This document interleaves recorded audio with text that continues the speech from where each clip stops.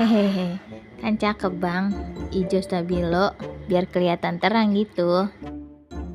Kalau mau ngaret terang Neng, taruhin aja bohlam di pala Neng tuh. Oh my god. Emang neng ayam pitik pakai bolham. Bolham, bohlam, ada lagi bolham. Ayo udah, jangan lama-lama, udah sore ini. Dulu bang lagi pakai alis ini. Ya, keburu kering deh abang ini kalau begini caranya. Pakai alis, belum ngamprot bedak, belum ngacinya biar licin itu muka. Kagak kalian itu muka di keramik sekalian. Apa sih bang, malah marah aja. Lagian pakai alis, orang-orang mah pakai pensil alis. Yang disambung-sambung gitu Neng lah.